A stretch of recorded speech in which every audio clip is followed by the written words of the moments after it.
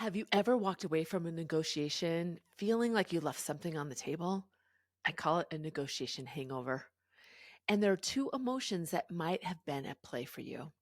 Want to hear more? Stay right here.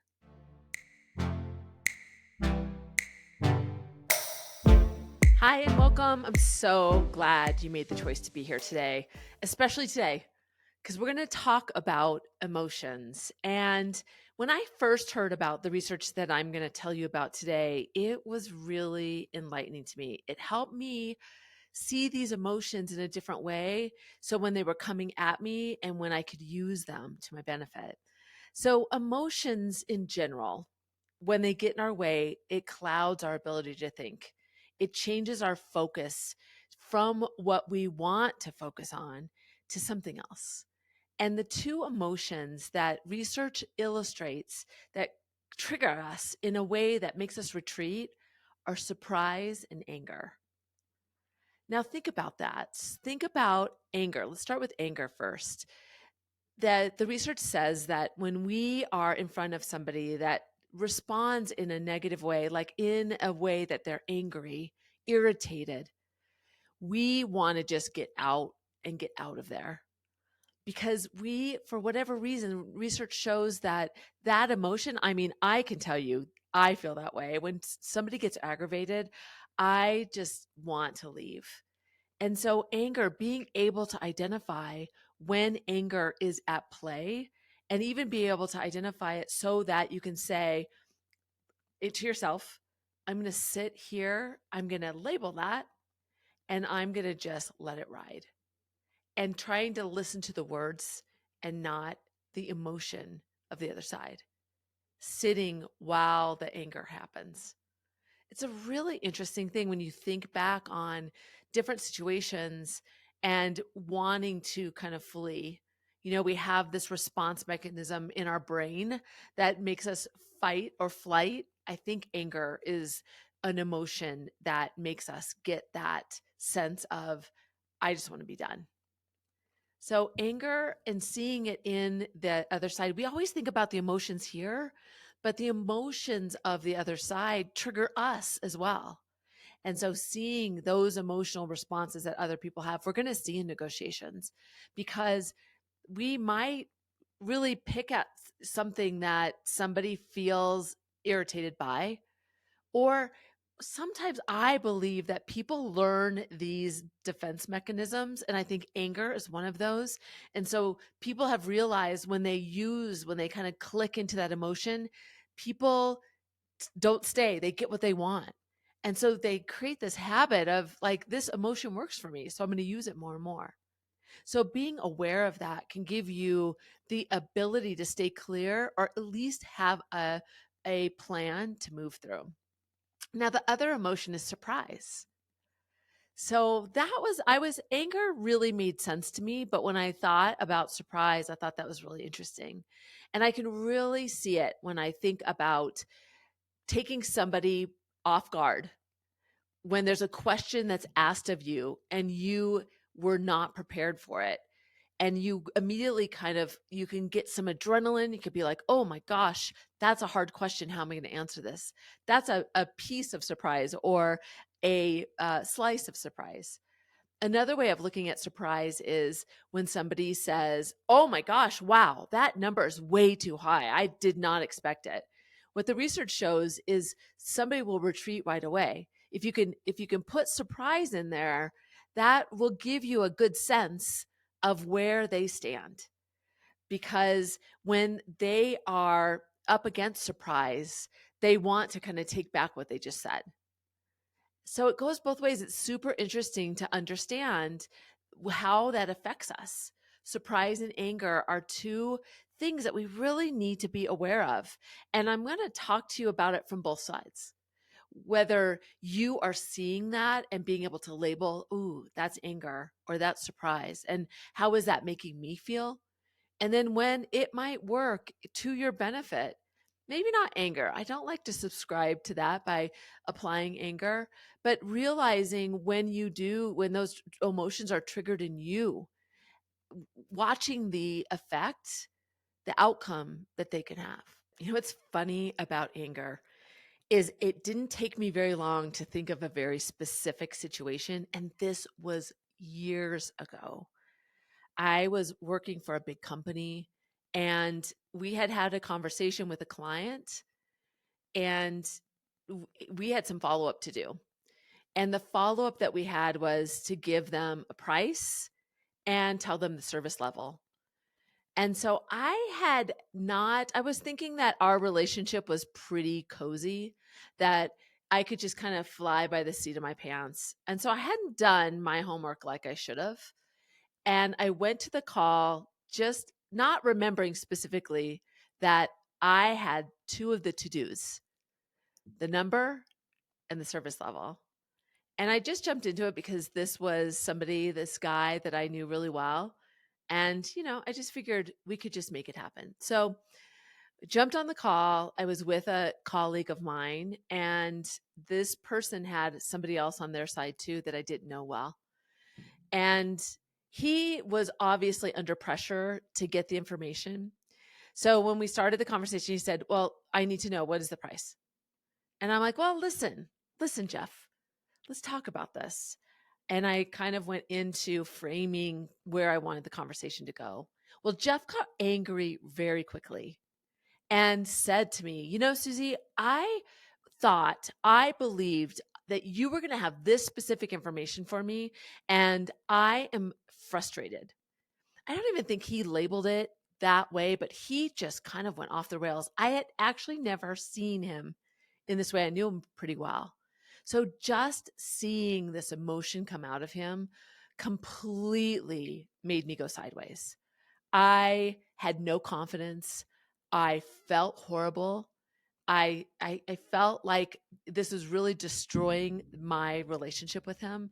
I went through so many emotions just in a short amount of time because his anger toward me was very personal. I wasn't prepared for it at all. And I'll never forget that because it made such an impression on me. Luckily, I am always prepared for every conversation now, and I make sure that I'm very clear on the to-dos. I think it has to do with this exact situation because anger is that clear. It makes us remember. Listen, I remember that specific situation, and I also learned from it. That's the good part of it. But in that moment, I didn't have the words. I wasn't able to even gracefully say, "Listen, I understand. I'll get them for you. Give me 15 minutes." Was just kind of blubbering, and I didn't handle it well. So thinking about those emotions, and if now I could have said, "Ooh, gosh, he's angry. I need to make sure that I serve him as quickly as I can, but how do I keep my composure so that I don't fold under that pressure?"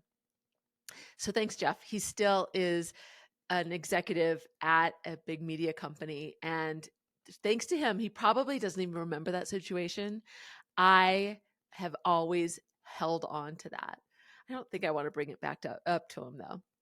So that's anger. I think anger is something to be aware of in the moment and have a plan for, or at least be able to label it so that you can identify that you need to get maybe have a pause, but do it in a gracious way for you.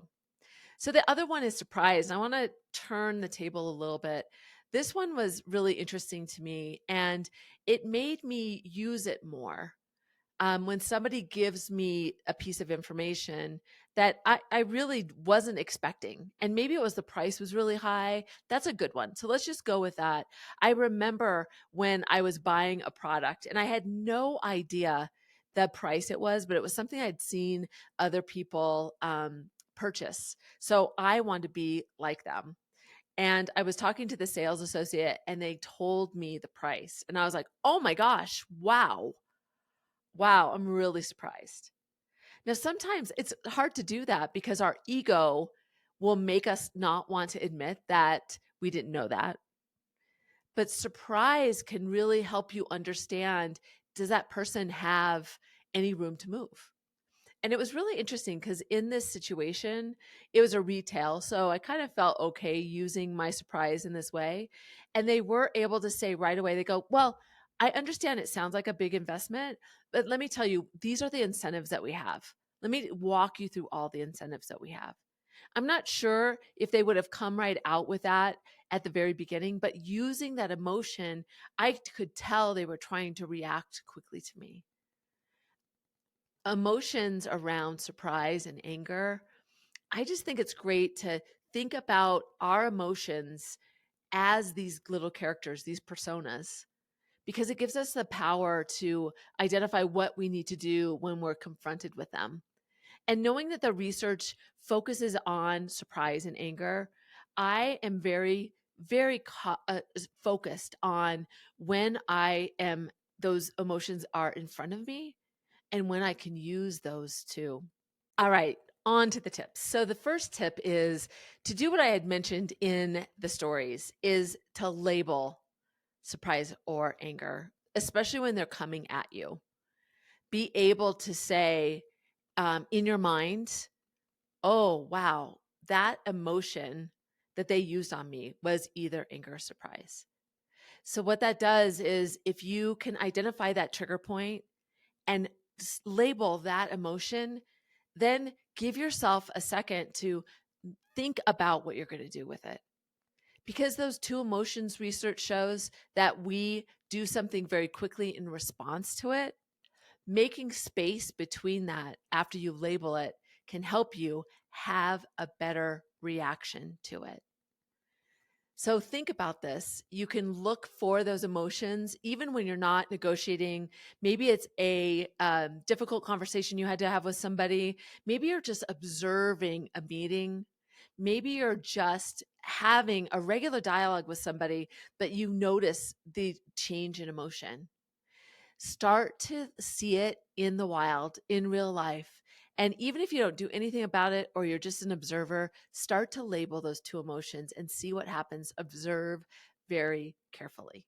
Okay, so tip number 2 is once you've labeled it, take a breath. Once you think, especially if you are the one that's responding, not if you're observing it, obviously, but if you are faced with fear or surprise, take a minute, take a breath, allow yourself to kind of calm down because these emotions trigger something in us. It means that your body is having a reaction to that emotion. So taking a breath, even saying to the other person or identifying it in them, especially anger, say, I see that in you. Let's take a break. Whatever you need to do to kind of collect yourself again before you move forward. The last thing you want to do is to make a bad decision about the situation you're in. So, agreeing to something that you're not ready to, or leaving something out that you planned on discussing, because these emotions might trigger this quick response to get out. So you need to identify as quickly as you can what you can do to settle yourself down. Taking a breath is a good way to do it. Allowing yourself some time to think. Practice silence. Let there be silence. So when you've labeled these emotions, especially in the heat of the moment, take time to have a timeout for you. And then the final tip, tip 3, is about preparation. Part of our preparation, and the power is in preparation. The more that we can plan for these emotions, the better prepared we will be in that moment. So go through emotions, even if they don't end up coming up, it's okay. So go through, okay, what is going to happen? What might make them angry? What may surprise them? And think about maybe the words that you'll use to frame that up to them so that you can make sure that emotion on the other side doesn't come up. The more you can prepare, the better. Because then when you see it, you can take that moment to identify it. And really, the key in any negotiation is to keep the emotion on both sides as calm as you can. So when you see that emotion in the other side, calling it out or asking them if they need some time, you want them to get clear headed as well. Emotion can kind of take a life of its own on both sides, and you don't want to evoke that. You're not trying to get them mad. You're not trying to surprise them. So you want to think about the frame. So prepare for every emotion that could come up for you and the other side. That's one way to be ready for it. So again, the 3 tips. The first one is to label it when you see it, that anger or surprise.